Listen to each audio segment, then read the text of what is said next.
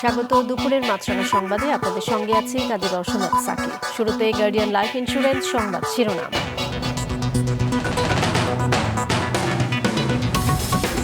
Milestone স্কুলে অভিভাবকদের স্মারকলিপি দেওয়ার সময় সাংবাদিকদের ঢুকতে না দেওয়ায় উত্তেজনা, নিরাপত্তা কর্মীদের সঙ্গে হাতাহাতি। গণ অভ্যুত্থানে মানবতা বিরোধী অপরাধে শেখ হাসিনা সহ ৩ জনের বিরুদ্ধে সাক্ষ্য গ্রহণ চলছে, অক্টোবরের মধ্যে শেষ হবে জানালো রাষ্ট্রপক্ষ। তিস্তা ধরলায় কমলেও পদ্মা যমুনায় বাড়ছে পানি, মানিকগঞ্জে ভাঙন, বর্ষায় বিপজ্জনক হয়ে উঠেছে চট্টগ্রামের পর্যটন কেন্দ্রগুলো। শুনছিলেন শিরোনাম, এবারে বিস্তারিত। স্মারকলিপি দেওয়ার সময় সাংবাদিকদের মাইলস্টোন স্কুল অ্যান্ড কলেজে ঢুকতে না দেওয়ায় নিরাপত্তা কর্মীদের সঙ্গে হাতাহাতি হয়েছে কয়েকজন অভিভাবকের। দুপুর 12:30টার দিকে 9 দফা দাবি নিয়ে স্মারকলিপি দিতে যান কয়েকজন অভিভাবক। এ নিয়ে সংবাদ সংগ্রহ করতে গেলে মূল ফটকে সাংবাদিকদের আটকে দেয় নিরাপত্তা কর্মীরা। পরে জোর করে গেটে ঢোকার চেষ্টা করলে নিরাপত্তা কর্মীদের সঙ্গে হাতাহাতির ঘটনা ঘটে। এরপর অধ্যক্ষের কাছে স্মারকলিপি দেওয়ার জন্য অপেক্ষা করেন অভিভাবকরা, কিন্তু ওই ছবি নিতেও সাংবাদিকদের প্রবেশের অনুমতি না দিলে আবারও ক্ষিপ্ত হয়ে ওঠেন অভিভাবকরা। তাদের অভিযোগ, নানাভাবে অসহযোগিতা করছে কর্তৃপক্ষ।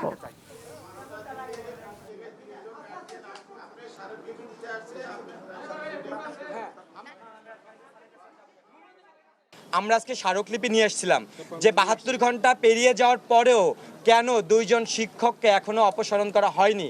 একজন শিক্ষক কেন আমাদের বাচ্চাদের বাপের গায়ে হাত তুললো, কেন তাকে অপসারণ করা হবে না, জবাব চাই। পি টেস্টে অল সাবজেক্টে ফেল করাইছে রাশেদ খান মিনন। অল সাবজেক্টে ফেল করানোর পরে 15 দিন পরে টেস্ট পরীক্ষায় আমার ছেলে অল সাবজেক্টে পাস করে। আমার ছেলে মারা গেল কেন? অবশ্যই কোচিং এর কারণে ছিল। আমার ছেলে কোচিং করতো, এটা ওনারা মিথ্যাচার করেছে। উনি নুনবি স্যার আমাদের এখানে যেদিন ডেকেছিল সেদিন ওনার প্রথম কথা ছিল কোচিং এর কথা বলা যাবে না প্রধান উপদেষ্টার কাছে। মাইলস্টোন স্কুল ও কলেজ প্রাঙ্গণ থেকে সেখানকার পরিস্থিতি সরাসরি জানাচ্ছেন সিনিয়র রিপোর্টার মাহমুদ কমল। যুক্ত হব কমলের সঙ্গে। কমল, সেখানে আছেন, জানাবেন স্মারকলিপি 9 দফার বিস্তারিত কিছু জানা গেল কিনা?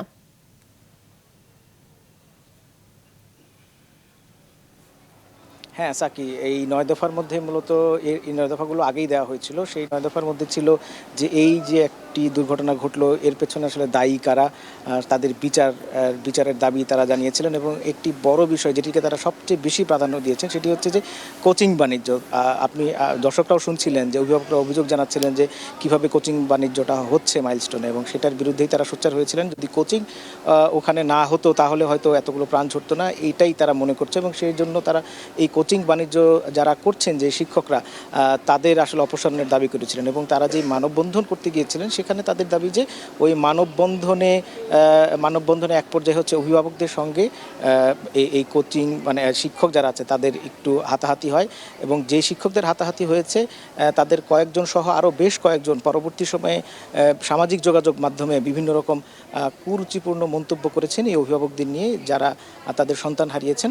সেই অভিভাবকদের নিয়ে তারা কুরুচিপূর্ণ মন্তব্যের কারণে সেই শিক্ষকদের অপসারণের দাবিতে তারা একটা 72 ঘন্টার আলটিমেটাম দিয়েছিলেন। সেই 72 ঘন্টা পার হয়ে যাওয়ার পরও যখন কোনো পদক্ষেপ দেখা যায়নি, তখনই কিন্তু তারা আজকে এই স্মারকলিপি দিতে এসেছিলেন। সেই 9 দফার সাথে এই শিক্ষকদের যে অপসারণ দাবি সেটিও যুক্ত ছিল। এবং শেষ পর্যন্ত তারা মূলত চেয়েছিলেন যে অধ্যক্ষের কাছে তাদের এই দাবি এই স্মারকলিপিটা দেবেন, এবং পাশাপাশি তাদের বেশ কিছু প্রশ্নও ছিল অধ্যক্ষের কাছে। কিন্তু অধ্যক্ষ যখন এই স্মারকলিপি নেয়নি, এক পর্যায়ে হচ্ছে দেখা গেছে যে তারা বারবার বলছিলেন যে অধ্যক্ষ ছাড়া তার আর কারো কাছে স্মারকলিপি দেবেন না। যখন অধ্যক্ষের নেননি এবং অন্য কারো কাছে স্মারকলিপি যখন দিতে বলা হয় তখন তারা বললেন যে না, তারা চলে যাবেন স্মারকলিপি না দিয়ে। এবং তারা জানিয়েছেন যে পরবর্তী সময়ে যে পদক্ষেপ তারা নেবেন, তাদের যে আজকের যে কর্মসূচি যে স্মারকলিপি দেওয়াটা ছিল সেটি যেহেতু নেয়নি, পরবর্তী সময়ে তারা জানিয়ে দেবেন যে তারা কী ধরনের কর্মসূচি নেবেন। এবং আমরা দেখেছি যে যাদের সন্তান হারিয়েছেন তারাও এসে বিভিন্ন রকম ক্ষোভ আক্ষেপ জানিয়েছেন যে মাইলস্টোন কর্তৃপক্ষ তাদেরকে কোনোভাবে সহযোগিতা করছে না এই বিচারের দাবিতে কিংবা এই কোচিং বাণিজ্য বন্ধের দাবি যে দাবি তারা জানিয়েছেন সেগুলো নিয়ে তেমন কোনো সহযোগিতা পাচ্ছিলেন না তারা। সাকিব। কমল, আপনাকে ধন্যবাদ। দর্শক, মাইলস্টোন স্কুল ও কলেজ পরিস্থিতি জানালেন সহকর্মী মাহমুদ কমল। জুলাই আগস্টের মানবতা বিরোধী অপরাধের মামলায় শেখ হাসিনা সহ ৩ আসামির বিরুদ্ধে সাক্ষ্য গ্রহণ অক্টোবরের মধ্যে শেষ হতে পারে বলে জানিয়েছে আন্তর্জাতিক অপরাধ ট্রাইব্যুনালের প্রসিকিউশন দল।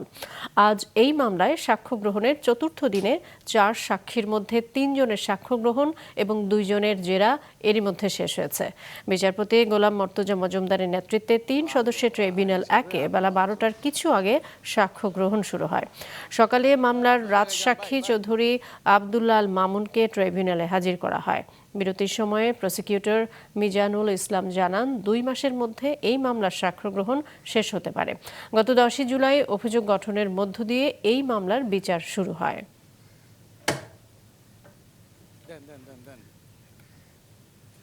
যে আমরা আশা করছি ম্যাটেরিয়াল উইটনেস যেটা এই মাস বা আগামী মাসের মধ্যে আমরা এই মামলায় শেষ করতে পারবো আশা করছি। ম্যাটেরিয়াল উইটনেসগুলো আয়ও ছাড়া অথবা খুব বেশি হয়তো পরের মাসের ফার্স্ট উইকে যেতেও পারে। সাবেক প্রধান বিচারপতি খায়রুল হকের জামিন শুনানি পেছালো হাইকোর্ট। বৈষম্য বিরোধী ছাত্র আন্দোলনকে কেন্দ্র করে রাজধানী ঢাকার যাত্রাবাড়িতে যুবদল কর্মী আব্দুল কাইয়ুম আহাদ হত্যা মামলায় সাবেক প্রধান বিচারপতি ABM খায়রুল হকের জামিন ও মামলা বাতিল আবেদনের শুনানির জন্য হাইকোর্টের অবকাশকালীন ছুটি শেষে আগামী অক্টোবর মাসে সময় নির্ধারণ করেছে হাইকোর্ট। তার আইনজীবীদের সময় আবেদনের পরিপ্রেক্ষিতে আজ সোমবার বিচারপতি মোহাম্মদ জাকির হোসেন ও বিচারপতি KM রাশেদুজ্জামান রাজার সমন্বয়ে গঠিত হাইকোর্ট বেঞ্চ এ আদেশ দেন। লঘুচাপের প্রভাবে দেশের বিভিন্ন স্থানে মাঝারি থেকে ভারী বৃষ্টি হচ্ছে। বন্যা পূর্বাভাস ও সতর্কীকরণ কেন্দ্র জানিয়েছে পদ্মা, যমুনা, কুশিয়ারা ও আত্রাই সহ বিভিন্ন নদ নদীর পানি বাড়ছে, কমছে তিস্তা ও ধরলা সহ বেশ কিছু নদীর পানি। যশোরে জলাবদ্ধ পরিস্থিতি অপরিবর্তিত রয়েছে। তীব্র স্রোতে মানিকগঞ্জে দেখা দিয়েছে পদ্মার ভাঙন। ডেস্ক রিপোর্টে বিস্তারিত। গাইবান্ধার ব্রহ্মপুত্র, যমুনা, করতোয়া ও ঘাঘট নদীর পানি বাড়ায় সুন্দরগঞ্জ, গাইবান্ধা সদর, ফুলছড়ি, সাঘাটা ও গোবিন্দগঞ্জ উপজেলার অন্তত 15টি ইউনিয়নে পানি উঠেছে। সিরাজগঞ্জে যমুনার নদীর পানি 7 সেন্টিমিটার বেড়ে বিপদসীমার 36 সেন্টিমিটার নিচ দিয়ে বইছে। গত রাত থেকে ভোর পর্যন্ত টানা বৃষ্টিতে নোয়াখালীর জলাবদ্ধতার অবনতি হয়েছে। 1 মাসেরও বেশি সময় ধরে জলাবদ্ধ হয়ে আছে প্রায় প্রতিটি ইউনিয়নের নিম্নাঞ্চল। সড়ক পানিতে তলিয়ে থাকায় ভেঙে পড়েছে যোগাযোগ ব্যবস্থা। আঙ্গতে স্কুলে যেতে কষ্ট হয়, পানি দিই আর পায়ে সমস্যা হয়, কুত্তা কাফাও ভিজে। 1.5 মাস পর্যন্ত এই এলাকা দিয়ে পুরো পানি, এখনো পানিগুলো নামতেছে না, কোনো পানি নিষ্কাশনের কোনো ব্যবস্থা নাই, পুরো রাস্তাগুলো ভেঙে গেছে, কোনো উদ্যোগ নিতেছে না। যশোরে প্রায় 1 মাস ধরে জলাবদ্ধ অবস্থায় রয়েছে মনিরামপুর, অভয়নগর ও কেশবপুর উপজেলার অন্তত 78টি গ্রাম। জেলার মৎস্য বিভাগের হিসেবে ভেসে গেছে প্রায় 6000 মাছের ঘের, ক্ষতি হয়েছে প্রায় 134 কোটি টাকা।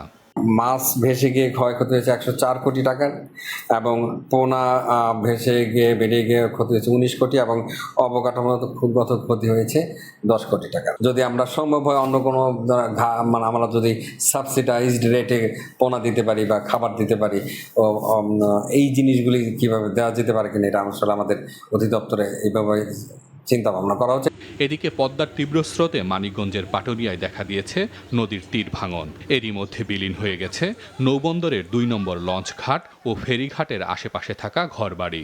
আমাদের এইখানে যেভাবে ভাঙন শুরু হয়েছে, আমরা খুব ঝুঁকিপূর্ণর উপরে আছি এবং কি আমাদের ঘরবাড়ি প্রায় অর্ধেকটা চলে গেছে। এই ভিত্তি বাসাত কিছু যদি না থাকে তাহলে তো আমাদের বাইচে থাকার মতন, মাথা গোদার মতন কোনো ঠাই থাকবে না এই দেশে।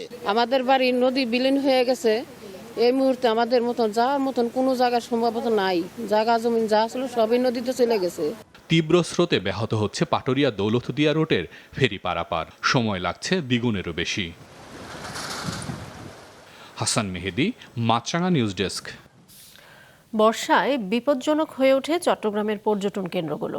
পুলিশ ও বিশেষজ্ঞরা বলছেন, খৈয়াছড়া, নাপিত্তাছড়া ঝর্ণা বা আকিলপুর ও গুলিয়াখালী সমুদ্র সৈকতে সাবধানতা অবলম্বন না করা হলে মৃত্যু ঝুঁকি পর্যন্ত আছে। মোহসেনাত শিহাবের রিপোর্ট, ক্যামেরায় ছিলেন সঞ্জীব দে বাবু।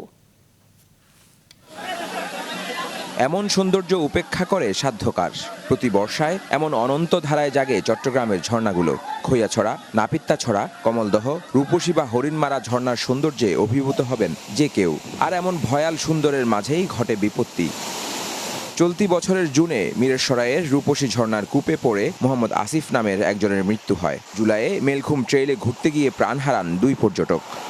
ঝর্ণার স্পটগুলোতে নিয়মিত ট্রেকিং ট্যুর পরিচালনা করে এমন একটি প্রতিষ্ঠানের ট্রেনার সাদাব ইয়াসির মনে করেন, দুর্ঘটনা এড়াতে স্থানীয় ট্যুর গাইড বাধ্যতামূলক করা উচিত।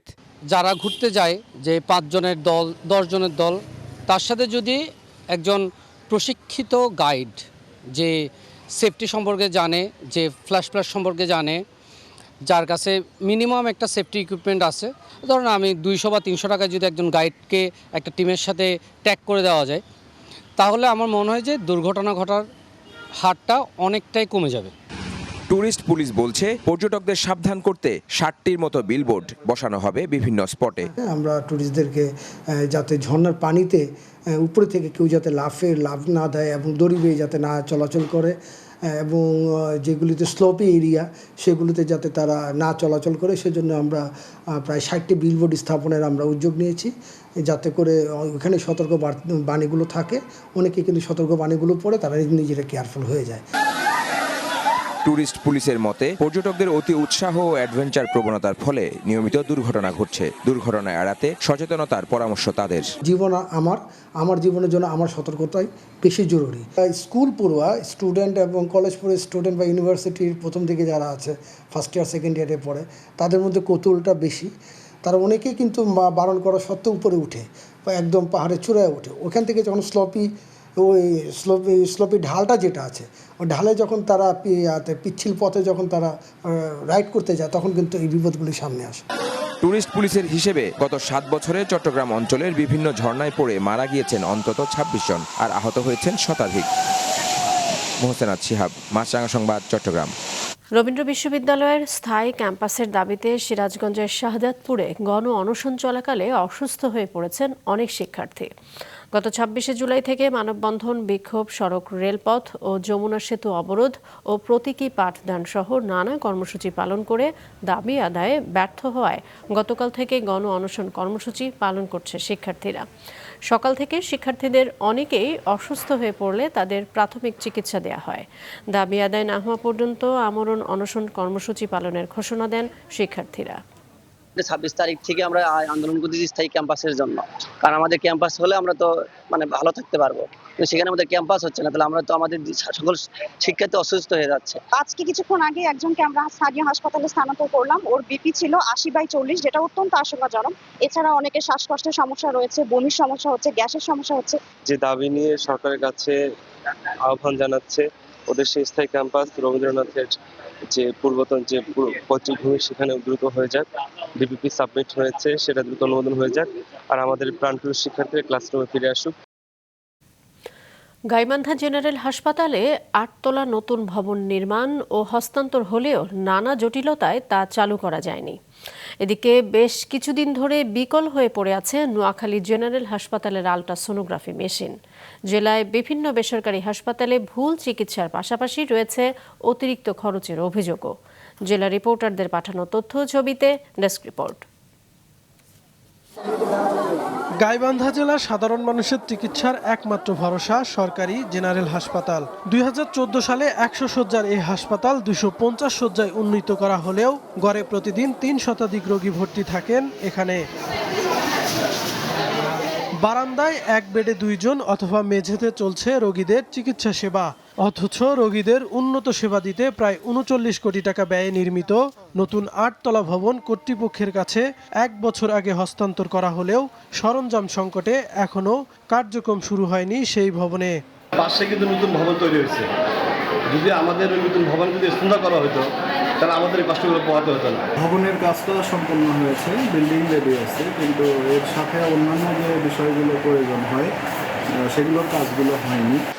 এদিকে 10 দিনেরও বেশি সময় ধরে বিকল হয়ে আছে 250 শয্যা বিশিষ্ট নোয়াখালী জেনারেল হাসপাতালের আল্ট্রাসনোগ্রাফি মেশিন। এতে বেশি টাকায় বাইরে থেকে আল্ট্রাসনোগ্রাম করতে হচ্ছে সাধারণ রোগীদের। এখানে আলট্রা মেশিন সমস্যা দেখা দিয়েছে, যে কারণে আমরা আলট্রা করতে পারতেছি না।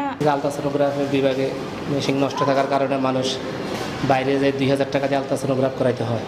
বিকল মেশিনটি ঠিক করতে সরবরাহকারী প্রতিষ্ঠানকে বলা হয়েছে বলে জানান হাসপাতালের ইনচার্জ। আর আধুনিক মেশিনের জন্য চাহিদা দেওয়া হলেও এখনও তা পাওয়া যায়নি বলে জানিয়েছেন হাসপাতাল তত্ত্বাবধায়ক। আমরা ঊর্ধ্বতন কর্তৃপক্ষ সাপ্লায়ার কোম্পানির সাথে যোগাযোগ রাখতেছি। ওনারা বলতেছেন অতি সত্বর আমাদের মাদারবোর্ড রিপ্লেস করে দেবে। ওখান থেকে আমরা মেশিনগুলো পাই, ওখানে জানিয়েছি, কিন্তু আমরা আসলে এই মেশিনটা আমার খুবই দরকার, মেশিনটা পাচ্ছি না। আর নিয়ম না মেনে নোয়াখালীতে গড়ে উঠেছে অনেক বেসরকারি হাসপাতাল। অদক্ষ জনবল, চিকিৎসক সংকট ও অতিরিক্ত খরচের অভিযোগ নিয়েই চলছে এসব হাসপাতাল। গেল জুলাইয়ের শেষ সপ্তাহে 2 বেসরকারি হাসপাতালে ভুল চিকিৎসায় 2 প্রসূতি মৃত্যুর অভিযোগ পাওয়া গেছে।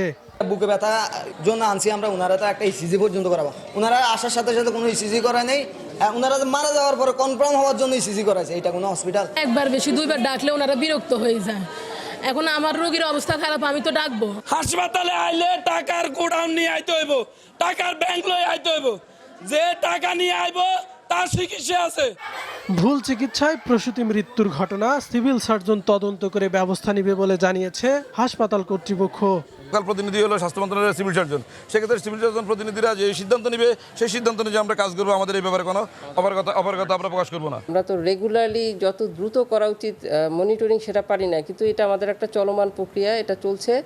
আর আমরা চাচ্ছি যাতে আমাদের জনবল আরও বাড়ানো হয়, আমাদের এখানে যাতে deputy civil surgeon post create করা হয়, যাতে আমরা এই আমাদের বেসরকারি হাসপাতালগুলোকে আরও মনিটরিংয়ের আওতায় আনতে পারি। নোয়াখালীর 9 উপজেলায় 151টি বেসরকারি হাসপাতাল, 299টি ডায়াগনস্টিক সেন্টার ও ক্লিনিক রয়েছে। কাউসার আহমেদ, মাছরাঙ্গা, নিউজ ডেস্ক। আন্তর্জাতিক প্রসঙ্গ। পাকিস্তানের উত্তর পশ্চিমাঞ্চলে ভারী বৃষ্টিতে সৃষ্ট আকস্মিক বন্যা ও ভূমিধসে মৃতের সংখ্যা বেড়ে অন্তত 351-তে দাঁড়িয়েছে। এর মধ্যে 324 জনের মৃত্যু হয়েছে খাইবার পাখতুনখাওয়া প্রদেশেই। কর্তৃপক্ষ জানায় ধ্বংসস্তূপের ভেতর থেকে মরদেহ উদ্ধারে প্রায় 2000 উদ্ধার কর্মী কাজ করছেন। এছাড়া তারা 9টি ক্ষতিগ্রস্ত জেলায় ত্রাণ কার্যক্রম পরিচালনা করছেন। বৃষ্টিপাতের কারণে উদ্ধার তৎপরতা অব্যাহত হচ্ছে। খাইবার পাখতুনখাওয়ার উদ্ধারকারী সংস্থার মুখপাত্র জানান, প্রবল বৃষ্টিপাত, ভূমিধস ও রাস্তা ধসে যাওয়ায় ত্রাণ সামগ্রী পৌঁছাতে বড় বাধা সৃষ্টি হয়েছে। এমন অবস্থায় বুনের বাজৌর সোয়াত, বাট্টাগ্রাম সহ গুরুতর ক্ষতিগ্রস্ত পাহাড়ি জেলাগুলোকে দুর্যোগ প্রবণ এলাকা ঘোষণা করেছে প্রাদেশিক সরকার। পাকিস্তানের উত্তর পশ্চিমাঞ্চলে ভারী বৃষ্টির সতর্কতা জারি করেছে দেশটির আবহাওয়া অধিদপ্তর। দুপুরের সংবাদ শেষ করছি, যাবার আগে গার্ডিয়ান লাইফ ইন্স্যুরেন্স সংবাদ শিরোনামগুলো আরও একবার। মাইলস্টোন স্কুলে অভিভাবকদের স্মারকলিপি দেওয়ার সময় সাংবাদিকদের ঢুকতে না দেওয়ায় উত্তেজনা, নিরাপত্তা কর্মীদের সঙ্গে হাতাহাতি। গণ অভ্যুত্থানে মানবতা বিরোধী অপরাধে শেখ হাসিনা সহ 3 জনের বিরুদ্ধে সাক্ষ্য গ্রহণ চলছে, অক্টোবরের মধ্যে শেষ হবে জানালো রাষ্ট্রপক্ষ। তিস্তা ধরলায় কমলেও পদ্মা যমুনায় বাড়ছে পানি, মানিকগঞ্জের ভাঙন, বর্ষায় বিপজ্জনক হয়ে উঠেছে চট্টগ্রামের পর্যটন কেন্দ্রগুলো। এই ছিল এখনকার মতো। ফেসবুকে আপডেট পেতে ভিজিট করুন মাছরাঙ্গা টেলিভিশনের পেজে, ইউটিউব চ্যানেলেও দেখতে পারেন আমাদের সংবাদ, প্রতিবেদন এবং অনুষ্ঠান। আমাদের পরবর্তী সংবাদ বিকেল 5টায় দেখার আমন্ত্রণ রইল।